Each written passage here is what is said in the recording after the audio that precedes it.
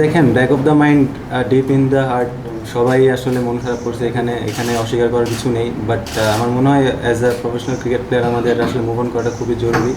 সামনে যেহেতু আমরা ওয়ানডে খেলাতে ঢুকে যাচ্ছি, সামনে ওয়ানডে ওয়ার্ল্ড কাপ আছে, এটার জন্য আমরা যত তাড়াতাড়ি প্রিপেয়ার হতে পারি তত ভালো।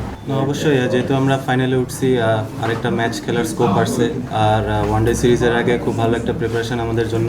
সো হোপফুলি কালকের ম্যাচটা আমরা আরও বেটার ক্রিকেট খেলতে পারবো। এখানে কেমন উইকেট প্রত্যাশা করছেন, যেটা আমরা শুনলাম যে বগুড়াতে এবং রাজশাহীতে খুব ভালো উইকেট রয়েছে?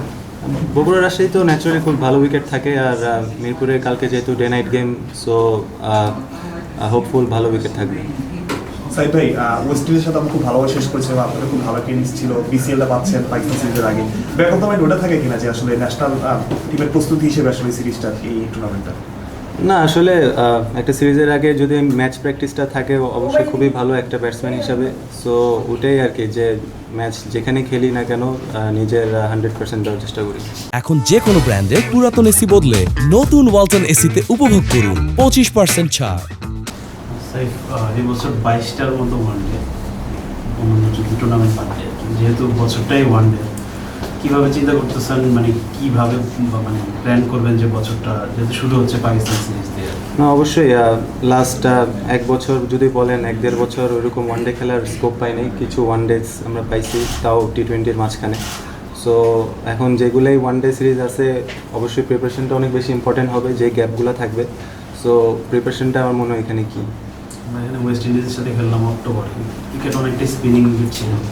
আর কালকে এখানে বিসিএলে যেহেতু আপনারা একটা ম্যাচ খেলতেছেন, একটু মানে একটা ইন্ডিকেশন পাবেন কি না যে পাকিস্তান সিরিজে কেমন হতে পারে বা কী ধরনের? না, অবশ্যই আসলে তখন কি উইকেট থাকবে এটা আসলে জানি না। বাট কালকে হোপফুলি লাস্ট আমরা যে টি20 টুর্নামেন্টসগুলো খেললাম, উইকেট ভালো ছিল অনেক। যদি এরকম থাকে অবশ্যই আমার মনে হয় স্পোর্টিং উইকেট ছিল, ব্যাটসম্যান বোলার দুজনেই হেল্প পাবে অবশ্যই।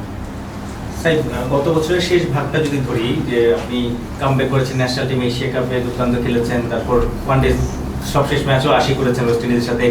এই বছরটা বিপিএল গিয়েছে, তারপর বিসিএল, কিন্তু ন্যাশনাল টিমের কালারটা শুরু করবো নিশ্চয়ই, যেভাবে শেষ করছে সেখান থেকে শুরু করে একটা ব্যাক অফ দ্য মাইন্ড আপনার প্ল্যান নিশ্চয়ই আছে। না, অবশ্যই এরকম বাড়তি কোনো এক্সপেকটেশন নাই নিজের উপর। বাট চেষ্টা করব যত ভালো ক্রিকেট খেলা যায়, যত ভালো শেপে আসা যায়।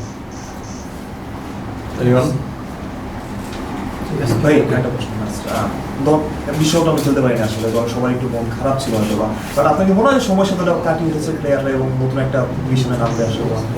দেখেন, back of the mind, deep in the heart, সবাই আসলে মন খারাপ করছে। এখানে অস্বীকার করার কিছু নেই। বাট আমার মনে হয় as a professional cricket player আমাদের আসলে মুভ অন করাটা খুবই জরুরি। সামনে যেহেতু আমরা ওয়ানডে খেলাতে ঢুকে যাচ্ছি, সামনে ওয়ানডে ওয়ার্ল্ড কাপ আছে, এটার জন্য আমরা যত তাড়াতাড়ি প্রিপেয়ার হতে পারি তত ভালো। Thank you. Thank you.